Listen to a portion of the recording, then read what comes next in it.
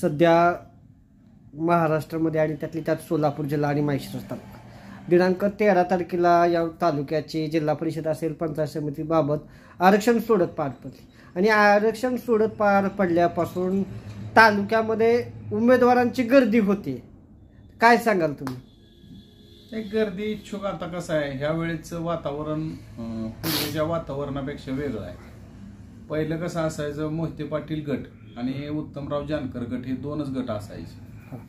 काय वेळेस उत्तमराव जानकर गट आणि मोहिते पाटील गट ही कधी कधी एकत्र यायची आतून आणि त्यावेळेस मात्र पराभव असायचा. एक वेळी स्वाभिमानी शेतकरी संघटनेत उत्तमभाऊ जानकर उभा असताना म्हणजे त्यावेळेस आम्ही होतो, त्यावेळेस लढवला.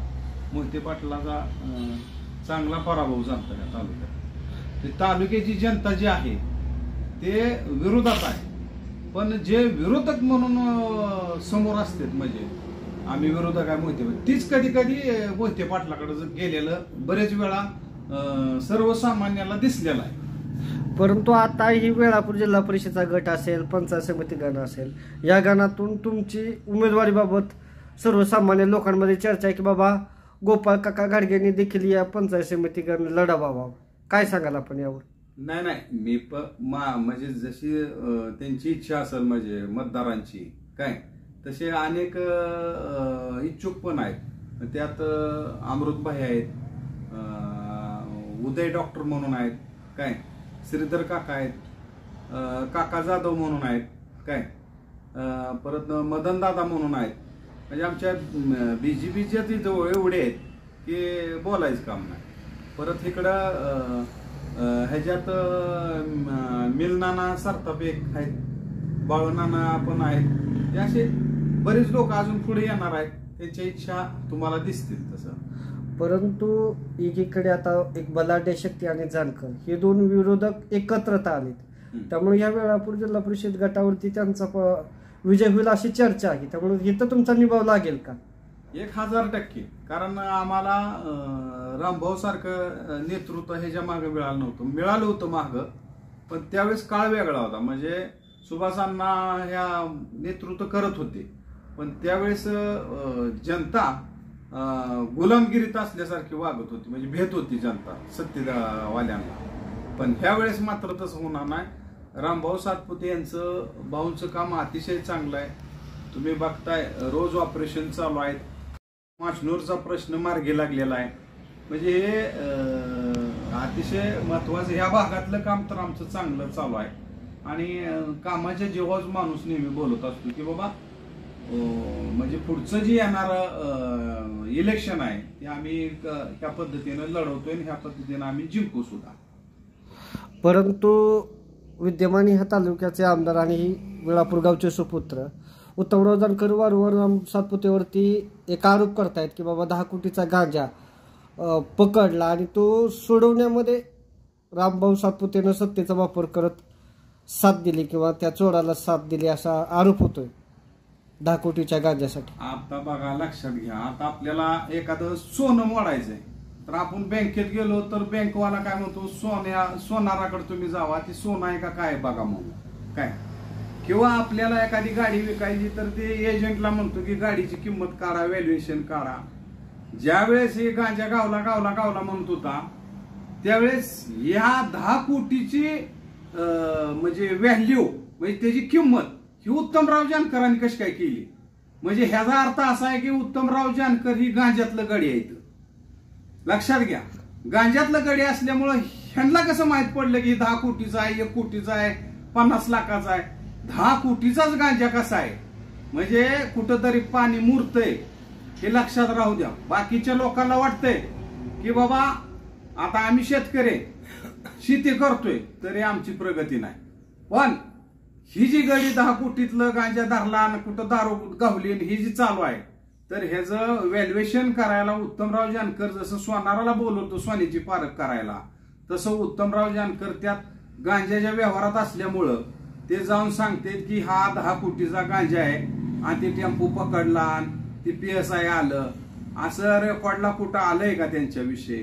रामभाऊ सातपुते हे सातत्यानं काम करत आहेत आणि केंद्रात सरकार त्यांचं आहे, राज्यात सरकार त्यांचं आहे. त्याच्यामुळे काम मोठ्या जोमानं चाललेलं आहे. आणि जिथं जिथं जिथं अन्याय होतोय तिथं तिथं तिथं राम येऊन तो अन्याय दूर करतोय. म्हणजे आमच्या शेतकऱ्याच्या, आमच्या सर्वसामान्याच्या ज्याच्या घरी आरोग्य बिघडलेलं आहे, एखादं ऑपरेशन आहे, त्यासाठी तो राम आहे आमचा. काय आणि असे आरोप करणं ही विरोधकाचं काम आहे. पण मी निश्चित सांगतो खात्रीशीर प्रमाणे, जी सोन्याची पारख करत असेल तर ती सोनार असतो, जी गांजाची व्हॅल्युएशन करत असेल ती जनतेनं ठेवावं ह्याचा व्यवसाय काय असेल. आणि गांजा जी म्हणतोय ह्याच्यात उत्तमराव जानकराचाच काहीतरी हात असेल असा माझा स्पष्ट भूमिका आहे त्यांच्याविषयी. आरोप पण आहे भाऊंवर, उत्तमराव जानकरावर आरोप पण आहे. तसा त्याच PSIची बदली करण्यासाठी राम सातपुतेंनी खंडणी मागणी केली असं देखील आरोप होतो. मग तेच म्हणतोय ना, मग ती कधी आरोप केला, त्यांचं काय रेकॉर्डिंग पाहिजे त्या PSIचं. 2 PSI म्हणले आले, आम्हाला 5-5 लाख रुपये द्या म्हणले, मग तुम्हाला आम्ही हे करतो. त्याचं काय रेकॉर्डिंग नाही, त्याची काय भाषा नाही. त्यांचं स्वतःच स्टेटमेंट पाहिजे ना PSIचं. हे भाऊने मला पैसे मागितले काय नाही, असं कुठंही काय नाही. पण एखाद्याला बदनाम करायचं की ही शस्त्र आहे त्यांच्याकडे, आणि हे वारंवार वापरतात. म्हणजे छोट्याशा कार्यकर्त्या जे त्यांच्याशी प्रामाणिक राहिले आतापर्यंत, त्यांच्याविषयी पण ही शस्त्र त्यांनी मागं पण वापरलंय. आणि शेजारच्या माणसाला बी ती बदनाम करायला अतिशय उत्तम प्रकारे उत्तमराव जानकरांचं काम आहे. आता गहू घातलेली पंचायत समिती गण असेल किंवा झेडपी असेल, तर वेळापूर जिल्हा परिषद गटाला पूर्वी यशवंतनगर होता, माझ्या मते 90च्या अगोदर होता. 90 नंतर परत यशवंतनगर ऐवजी आपल्याला पिसेवाडी आणि खुडूसगण होता. आता तो खुडूसगण बाजूला सारला गेला आणि यशवंतनगर जोडला. ह्याच्यामध्ये राजकारण हा असू शकतं का? नाही. कसं असतं, वेळेवेळ जी रचना असते ती रचना बदलायची असते. कारण काय होतं, मक्तेदारी एखाद्या नेत्याची तयार होती. म्हणजे असा जर गण पाडला तर त्या गणात तो काम करू शकतो. मग गण बदलला की कामाचं स्वरूप बदलतं, माणसं वेगळी येतात. म्हणून आणि सातत्यानं जे काम करत असतो त्याला संधी मिळावी म्हणून हे गण पाडलेले आहेत. हे कुठल्या राजकीय दबावावर बळावर हे गण पाडलेले नाहीत.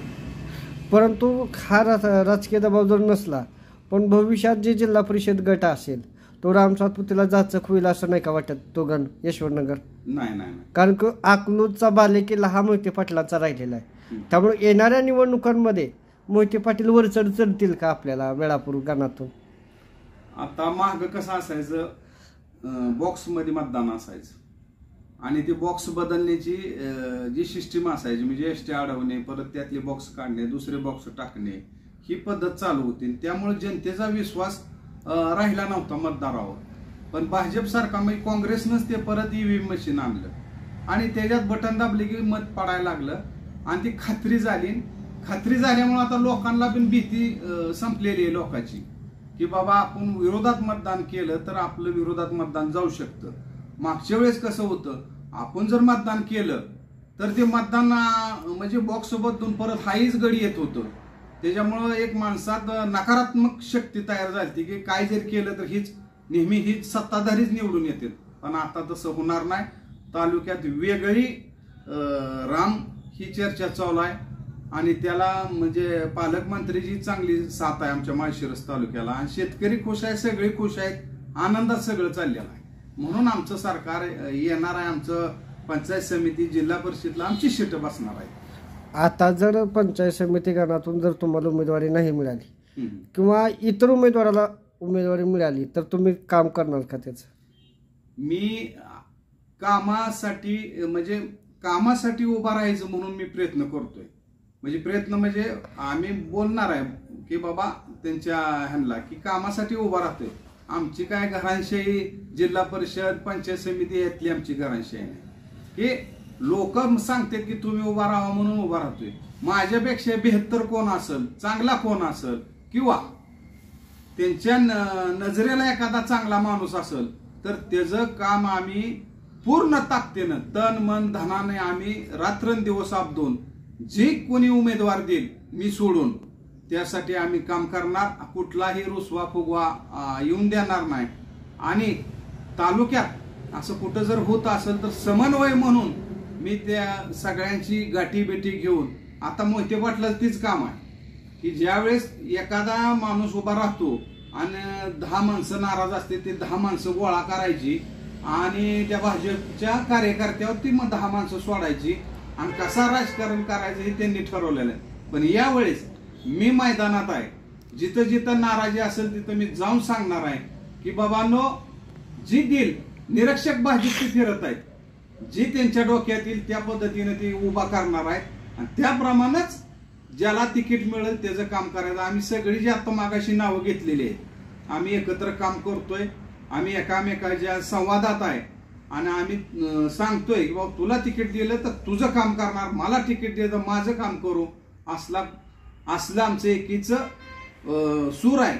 आमच्यात फाटी बसणार नाही, दुसरी फाटी पडणार नाही किंवा नाराजी झाली म्हणून मोहिते पाटील गट असेल किंवा जानकर गट आहे त्याच्याकडे आम्ही कधीही जाणार नाही.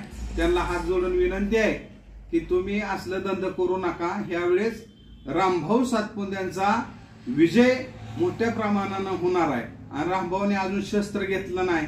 राम आता बाण घेऊन मैदानात उभा आहे. लक्षात ठेवा विरोधकांनो, आता मात्र पळायला तुम्हाला संधी नाही.